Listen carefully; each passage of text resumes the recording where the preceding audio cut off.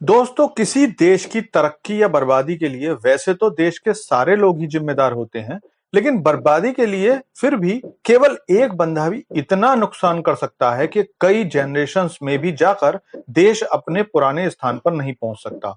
और हो सकता है कि भविष्य में देश अपने पुरानी स्थिति में पहुंच ही ना पाए, और इसके उदाहरण संसार में भरे पड़े हैं। लेकिन आज के समय का सबसे ज्वलंत उदाहरण यूक्रेनी राष्ट्रपति जेलेंस्की हैं, जिसने शायद सोच रखा है कि वो यूक्रेन को जब तक पूरी तरह से बर्बाद नहीं कर देता तब तक चैन से नहीं बैठेगा। और मैं ये बात किसी पर्सनल नाराजगी की वजह से नहीं कह रहा हूं, बल्कि मुझे गुस्सा इस बात का है कि इस एक बंदे की जिद के कारण यूक्रेन की जनता उस दर्द को झेल रही है जिसका मैं और आप अंदाजा भी नहीं लगा सकते। लेकिन ये दर्द अभी खत्म नहीं होने वाला है, क्योंकि अब जो खबर सामने आ रही है उससे पता चलता है कि यूक्रेन को अपने एक और पड़ोसी देश बेलारूस से भी जल्दी ही मार पड़ने वाली है, क्योंकि बेलारूस ने अपने 1 लाख से ज्यादा सैनिक यूक्रेन के बॉर्डर पर तैनात कर दिए हैं।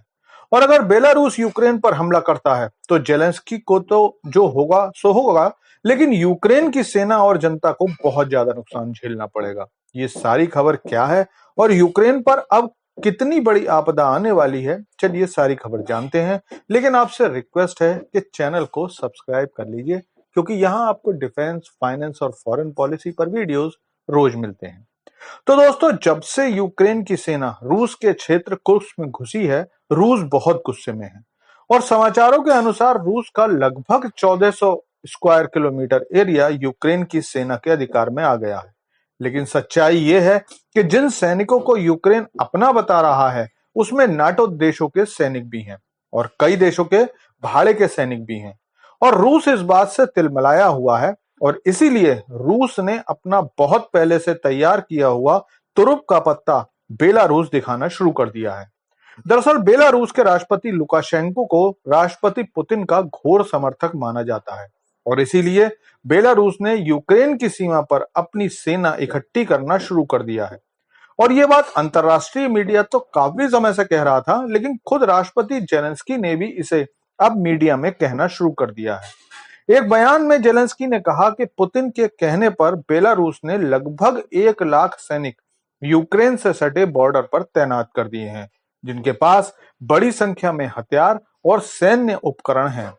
राष्ट्रपति लुकाशेंको पुतिन की अमेरिकी विरोधी नीतियों के घोर समर्थक माने जाते हैं, और इसीलिए पुतिन ने लुकाशेंको को शुरू से ही ये दबाव डालने के लिए राजी किया हुआ था। बेलारूस की कुल 1084 किलोमीटर की सीमा यूक्रेन से मिलती है, और अगर आप ध्यान से देखोगे तो बेलारूस के बॉर्डर से यूक्रेन की राजधानी कीव केवल 300 किलोमीटर दूर है। ऐसे में राष्ट्रपति जेलेंस्की की परेशानी यह है कि तब जबकि सारी यूक्रेनी सेना बेलग्राद, खार्किव और डोनेत्स्क में लड़ाई लड़ रही है, तो अगर बेलारूस अचानक हमला करता है तो अपनी सेना और हथियारों को डिप्लॉय करने में यूक्रेन की सांस फूल जाने वाली है।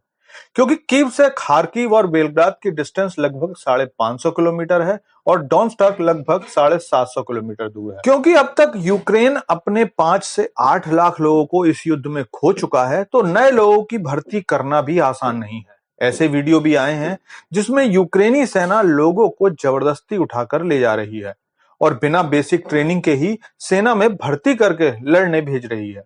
लेकिन ऐसे लोग यकीनन एक पूरी तरह से ट्रेंड सेना से जीत नहीं सकते, और फिलहाल यूक्रेन की हार की यही सबसे बड़ी वजह है। और इसीलिए मैं हमेशा कहता आया हूं कि राष्ट्रपति पुतिन इस युद्ध को अपनी प्लानिंग के हिसाब से चला रहे हैं, क्योंकि जितना लंबा ये युद्ध चलेगा यूक्रेन थकता जाएगा, हांफता जाएगा, लेकिन रूस पर कोई फर्क नहीं पड़ने वाला है। लेकिन इस मुद्दे पर आपका क्या सोचना है, कमेंट करके बताइए। Thanks for watching video.